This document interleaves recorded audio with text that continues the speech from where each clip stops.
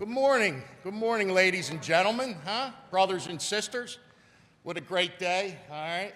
Want to thank everybody on this balmy 20-degree day coming out here to our home, Steamfitters Local Union 420. Historic day, okay? Historic day. And, you know, it's not every day we have the governor of the great Commonwealth of Pennsylvania here with many dignitaries here as well, and we appreciate it. And a lot of our brothers and sisters in the Philadelphia building trades as well. I just want to point out who is in attendance. We deeply appreciate it. State Rep Sean Doherty is here.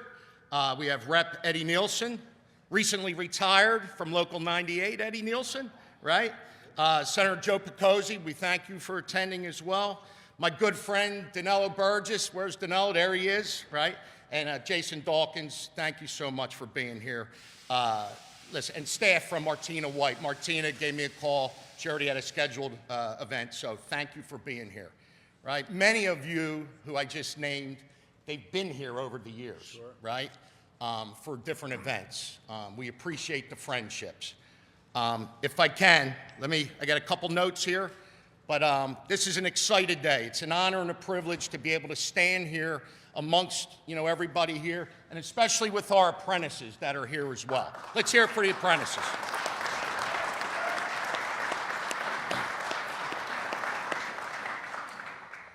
Why are we here? I want to talk about the training that goes on here. I'm going to talk about the workforce development goals of the state and the goals that Governor Shapiro has set. Governor Shapiro has made workforce development a top priority. We all know that. Significantly increasing state investments to prepare Philadelphians and Pennsylvanians for in-demand jobs in manufacturing, the skilled trades, and related sectors. This includes direct funding to support training programs, all right, schools, apprenticeship programs, CTEs, right? That's training for facilities just like this one. Shapiro administration has boosted funding for Vote Tech, career and technical education, and registered apprenticeships by nearly 50%, expanding opportunities for all Pennsylvanians, right? And what does that mean? It gives us, the building trades, men and women of Philadelphia, stability, right? We can secure family-sustaining wages as well. Governor Shapiro's policies emphasize that education and training should create real career opportunities that lead to those family-sustaining wages and jobs, whether they're through apprenticeships, VOTECs, or CTEs. Now, when I talk about these jobs, right, we train. The apprentices get trained here. They get trained, we send them out to jobs, all right? Sometimes there's not, too many jobs out there. The construction industry is cyclical, right? We know that. It's the career we chose, right? Well, I don't think we're going to have to worry about that for a little while, Gov, whether there's jobs out there. Let's talk about the historic private sector investment wins, all right? If you've been living under a rock, right, shame on you. Here we go. I've been giddy. We've all been giddy over the last couple weeks, the last few months. Under Governor Shapiro's economic development strategy, Pennsylvania has secured tens of billions of dollars. That's big, billions. Yeah, that's it. Let's hear it.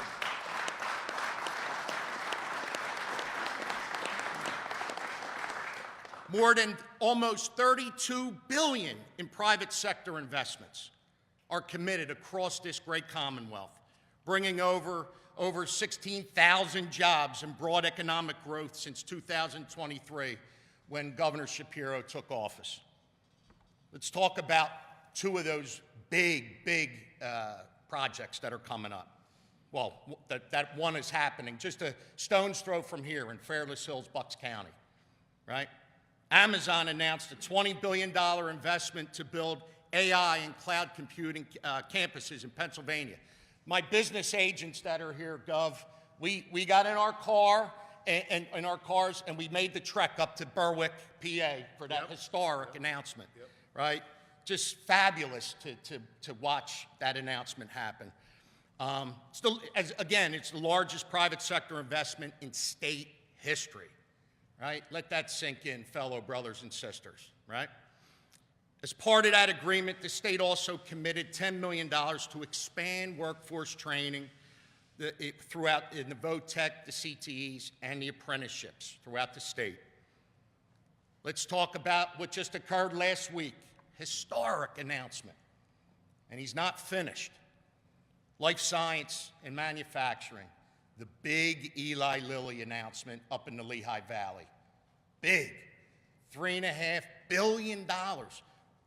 Not million, B with a billion, right? This gets building tradesmen and women excited, Gov. State secured this $3.5 billion facility in the Valley, which is projected to create 850 permanent jobs and over 2,000 construction jobs. And that's it.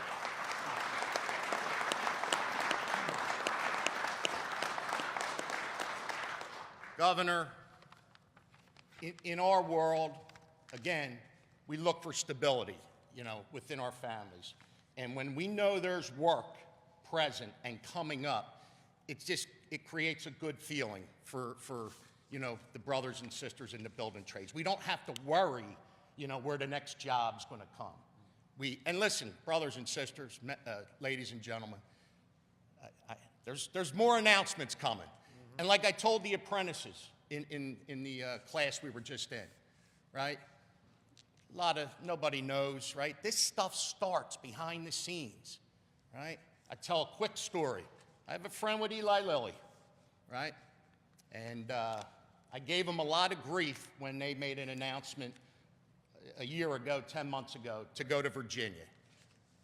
I was pissed, right? Why wouldn't you bring that here? Because I knew Governor Shapiro and his team was working their butts off to bring that here. And I was giving this guy some grief. Me and Rob Baer were both giving this fella grief. And he pulled me aside and he said, Jim, come on, settle down.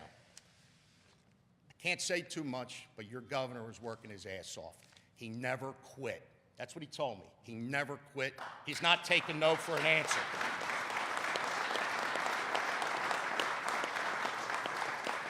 I didn't ask too much then. I thought that was great to hear. My mind started thinking about what's he talking about? And then, boom, this big announcement, $3.5 billion, right? We had GlaxoSmithKline a handful of months ago making a $1.5 billion investment in Upper Merion, right? Governor was right in the thick of that, right? Johnson & Johnson press release that you had a couple weeks ago. Bringing a facility, a big facility, into this state, right? I can go on and on. He don't like losing. He's competitive, guys, and brothers and sisters. And that's good for us. It's good for the apprentices of this region as well, Governor. We thank you for everything you do, along with your friends in the legislature on both sides of the aisle. We're not R's and D's. We're J for jobs. That's what this region needs. You guys get it. You get it. All right? So without further ado, please give us a nice round of applause for the 48th Governor of the Commonwealth of Pennsylvania, Josh Shapiro. Thanks, everybody. Good morning. Let me begin by thanking Jim Snell, not just for his great leadership here at 420, but he is someone that my administration and I lean on every day when we're thinking about a strategy on how to land the next big project, how to make the next big thing happen. And I think economic development across this Commonwealth runs right through the hall of 420 and right through Jim's office, and he's a real partner in progress. Thanks for your friendship. Thank you.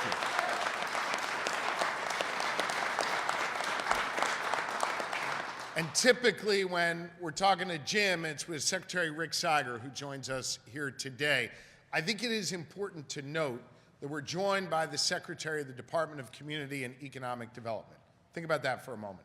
The guy whose job it is to go out and land these big deals, which we'll talk more about in a minute, is here in a union hall, because we understand one of the greatest assets Secretary Siger has when he's gone out to pitch Pennsylvania is all of you and all of you. And that's why he's here today, and I'm grateful for his strong leadership in our administration. I want to talk about three things: respect, investment, and opportunity. First, on respect. The moment I was sworn in as governor, when I got the power to use a pen to make laws and regulations and sign executive orders, literally the first thing I did was sign an executive order doing away with the college degree requirement to work for state government. We have about 80,000 jobs in the state government. It opened up the doors of opportunity to damn near all of those jobs. Over the last 3 years, more than 60% of the people we have hired don't have a college degree. Why'd we do that? Because we wanted to send a clear message from the get-go that we respect all pathways to opportunity. You want to go to the military? We respect that. You want to end up in a training hall like this? We respect that. You want to go to college? We respect that. And we in the Commonwealth have a responsibility to show you the way to go through all of those different pathways. And I think for too long, politicians on both sides of the aisle have defined success simply by going to college, as opposed to getting the skills and doing the thing that you love. And to me, if we're going to show respect to people, we've got to show respect for all pathways of opportunity. We didn't stop with that executive order. Instead, we doubled down on that respect, and this is where we come into investments. We've made critical investments in VOTEC and CTE in our high schools, tripling the available funding for that. We've made funding advancements for pre-apprenticeships and apprenticeships like this. We're spending millions of dollars to build facilities like this to train the next generation of workers. We are putting our money where our mouths are because we understand just how critically important it is for people to have these pathways to opportunity. Now, I realize I get to stand up here today and talk about this, but politics and governing is a team sport. And the only way we make those investments is by having members of the legislature that also, like I, see the promise in folks like this behind me, see the possibility in halls like this, and understand that if we are going to grow our economy, it's going to happen because of people like you who have these skills. And so I know they were acknowledged before by Jim, but I got to say thank you to Sean Doherty. I got to say thank you to Ed Nielsen. I got to say thank you to Senator Joe Picozzi and Representative Burgos and Representative Dawkins and many others who have come together on a bipartisan basis to make these investments. You know, budgets, when we fight for them, and they're hard fought, they're a statement of your priorities, not just a bunch of numbers on a sheet of paper. And it is hard finding consensus. It is hard bringing Republicans and Democrats together to do this, but every single person here has made it a priority to invest in all of you. And I'm grateful for my partners here who do that work every day. Guys, thank you very, very much. Appreciate it. Thank you. Thank you. Now, let's talk about opportunity. I want you to think about the future of the Commonwealth of Pennsylvania, a future where AI is developed, a future where these great life sciences are developed and cures that are going to make people healthier are developed, a future where we can feed all Pennsylvanians because of the extraordinary work that our farmers do. All of that work ends up in some form or fashion being a result of the good things that come from it, being a result of the skills that are learned here in halls like this. So we're investing in the skills that you learn here. We're opening up the doors of opportunity to kids when they're in middle school and high school.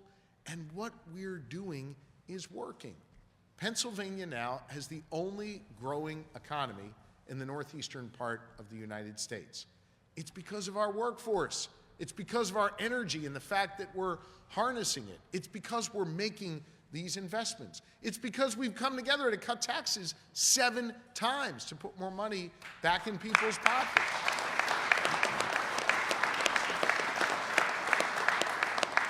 And when we go and we talk to Eli Lilly about their almost $4 billion project that they agreed to build here, when we go and we talk to AWS about their more than $20 billion project that they're building in Bucks County, and I'm just focusing on 2 of them that happen to be in the eastern part of the state. There's a lot more elsewhere in the western part of the state and other parts of our Commonwealth.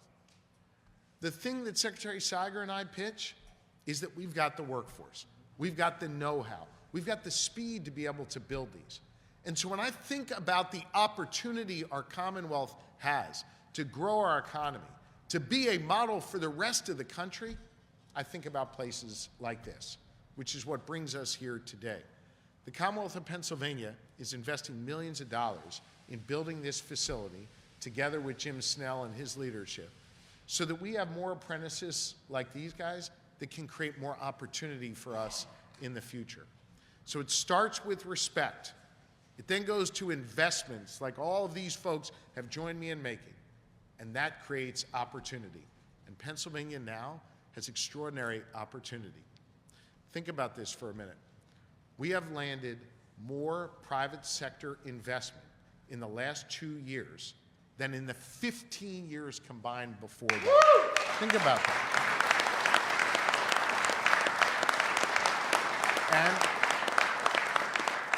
And you all are a huge reason why. And so I came today to check in on the construction here. It's looking really good.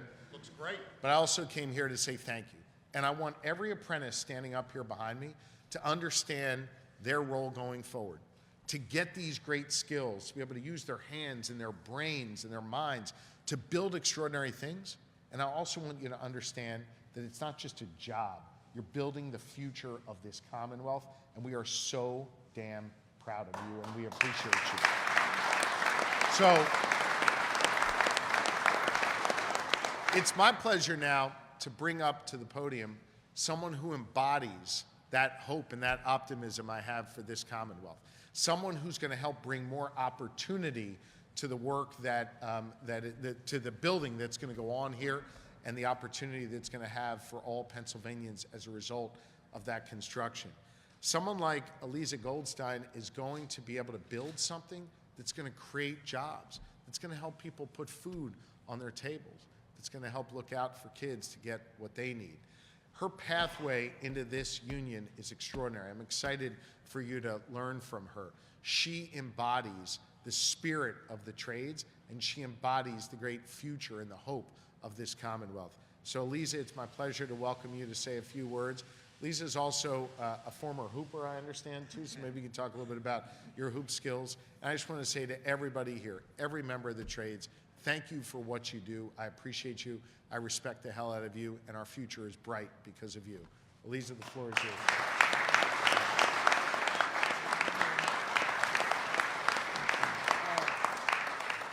Thank you, Governor Shapiro, for being here today. Good morning. My name is Eliza. I'm proud to be in my final year of the apprenticeship with the Steamfitters Local 420. I'll be finishing this June, and I'm honored to join the journeymen and women who came before me, people who built their careers, skills, and strong communities right here in Pennsylvania. Before this apprenticeship, my path looked very different. I worked in multiple areas as a health and fitness specialist, a wellness coach, and as well as having part-time positions, including food delivery services, in-store grocery shopping, and direct care worker. I earned my bachelor's degree in exercise science from East Stroudsburg University, and I also played collegiate basketball and volleyball while I was in school. I really wish I had known earlier about these opportunities. Programs where you can earn while you learn, gain real skills, and step into a stable, good-paying career. So that's why Governor Shapiro's investments in workforce development are so important. Programs like this make it possible for more Pennsylvanians to train for in-demand jobs, build careers, and help grow our economy. Because of these opportunities, people like me can take our skills, work hard, and build a future right here in Pennsylvania. And when more workers have access to programs like this, our communities and our economy grow stronger together. Thank you for letting me share my story here today. With that, I'd like to introduce Secretary Rick Seiger.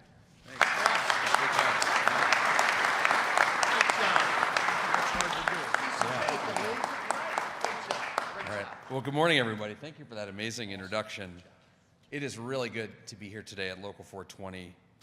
I'm always proud to stand with partners in organized labor because really we share the same goals: creating great careers for Pennsylvanians, providing real opportunities for workers and their families. Under the governor's leadership, our economy is growing in Pennsylvania, you've heard. And we are continuing to compete globally to attract and retain great companies in Pennsylvania. As a result, shops like this are needed more than ever. Demand for workers in the skilled trades is an all-time high, and it continues to rise. And Pennsylvanians, importantly, deserve the opportunity to work in well-paying careers like these. And let's be real, businesses can only grow and create jobs if they have a skilled workforce to fill those positions. Think about it. If a business wants to expand anywhere, here in Philadelphia or anywhere in Pennsylvania, they've got to have the right workforce. And they're going to go wherever the workforce is and meets their needs, whether that's here in Pennsylvania or somewhere else. That's why all of us in the Shapiro administration, the legislature, local officials, organized labor, education, folks at all levels are committed. We've got to do everything we can together to equip Pennsylvania workers with the skills they need to succeed. And the question for us is, how do we do that? And that question is at the core of the investment the governor announced today and at the core of his budget address earlier this week. In addition to the significant progress we've made over the last 3 years, the governor's budget calls for an additional $18 million in VOTEC, CTE, and apprenticeship programs. He's called for $2 million in our department for a program we call Career Connect to expand internship and experiential education opportunities statewide. And he's called to grow the WedNet PA program, a critical on-the-job training asset we have at our department to support companies all across Pennsylvania. As the budget process moves forward, though, we know there's tools we have at our disposal in our tool belt right now, like the program that's funding the grant the governor's announcing today to continue the progress we literally see here to grow this terrific training center. By expanding this facility and others like it, you all, Jim and colleagues, are going to be able to help train more workers, which doesn't just help meet the need of local businesses, but gives people, Pennsylvanians, access to learn the skills they need to help build major economic development projects. And this has been mentioned before, but I'll just mention it again just in case. Projects like the $3.5 billion Eli Lilly project that we announced last week in the Lehigh Valley. This is a project that will create 850 permanent jobs and thousands more construction jobs in the coming years. Projects like this we'll continue to compete for every single day. As the governor says, Pennsylvania is on the rise, a rise that is fueled in large part by our workers and our workforce. Shops like Steamfitters Local 420 are a critical piece of that puzzle to support our workers and support our growth. And we are committed to supporting this work from our end at DCED, right here in Philadelphia and all across Pennsylvania. Thank you so much for having me today. And now it's my pleasure to introduce the governor back to the podium. Thanks. So, I know I want to spend some time, my colleagues here and all of you, but I don't know if the apprentices, if you guys have been told this, but to graduate, you have to answer the questions from the media. So we're going to do that now, and then I'll be happy to mingle around. You guys got any questions on this? Good. Off topic. How about we start with this? The apprentices are ready to answer your questions. Anything on topic, right. press? Go ahead. Governor, I'm sure you've obviously seen the president specifically naming Pennsylvania, Philadelphia in remarks this week as he continues to bring up the 2020 election, as we continue to discuss the SAVE Act. I wondered if I could get your thoughts on the president's comments and what you think about the SAVE Act. You know, the president's been on the ballot in Pennsylvania 3 times. Each time we've had a free and fair, safe and secure election. Back in 2020, when the president lost here in Pennsylvania, he and his allies sued me. I was the Attorney General at the time, 43 different times to try and overturn the votes of Pennsylvanians. He went 0-43, I went 43-0, and we had a free and fair, safe and secure election. We will again have a free and fair, safe and secure election because the President of the United States doesn't run our elections. County officials run our elections, Republican and Democrat alike. Secretary Al Schmidt, the great Secretary of the Commonwealth, who used to be the commissioner here in the city of Philadelphia, runs our elections. And I trust that they will do everything in their power to make sure the will of the people is respected. You know, over the last several elections where the president's been on the ballot, sometimes Republicans win and sometimes Democrats win. That's because the people are the ones making that decision. We're not going to have interference from the White House or anyone else on this. And I will tell you, I've been heartened by the fact that Republican leaders in Washington have stood up to the president and said, that's not right. This is not how we do things. And instead trust local authorities to run the elections, and we will do that. I've got the best Secretary of State in the entire country in Al Schmidt. I trust him and all the local officials to do this and continue to do it right. Anything else? And Governor, if I could follow up, I don't know if you saw the president this morning posted a video with images of President Obama and the former First Lady. I didn't know if I could get your response to that as well. Which video? A video that appeared to have their head on apes. I believe it also dealt with the 2020 election. Yeah. You know, I actually agree with Senator Tim Scott of South Carolina that it's racist.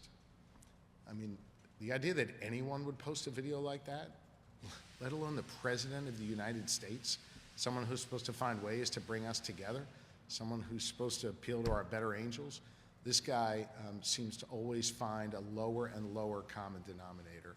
Here in Pennsylvania, we respect all people, no matter what they look like, where they come from, who they love, who they pray to, who they choose not to pray to.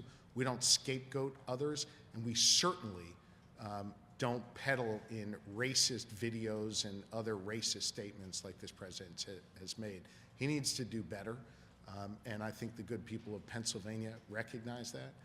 You know, we're a Commonwealth that was founded by William Penn as a place that would be warm and welcoming for all. I take it very seriously, and I know the elected leaders take it very seriously here, that we be a place that is welcoming for all. And the president's conduct, once again, unfortunately, erodes that, but we're not going to let him win on that. We're going to appeal to our better angels, and we're going to do the right thing here. And we're not going to get sucked down into the depths that this president seems to reach for each day.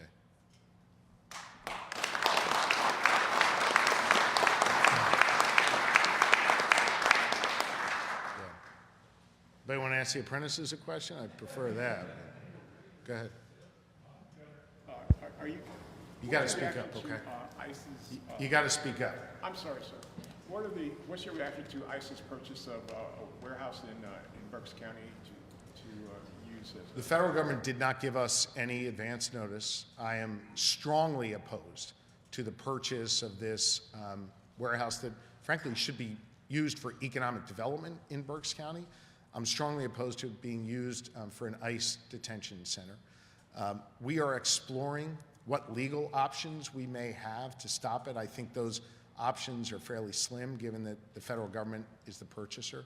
But I've been heartened by the fact that, you know, the Republican county commissioner there, Christian Leinbach, and others have spoken out against this. This is not what we need in Berks County. This is not what we need anywhere in Pennsylvania. And I think the secretive way in which the federal government went about this undermines the trust with the people of Pennsylvania here. What we need is for law enforcement to work closely with the community to build trust, not to do these kinds of shady deals and secretive deals that end up eroding the trust. Take a look at the fact that crime is down 12% in Pennsylvania. Fatal gun violence is down 43% in Pennsylvania. And yes, that's because these lawmakers have come together to authorize the hiring of 2,000 more police officers, as I've asked them to do. Yes, it's because they've invested hundreds of millions of dollars in violence prevention.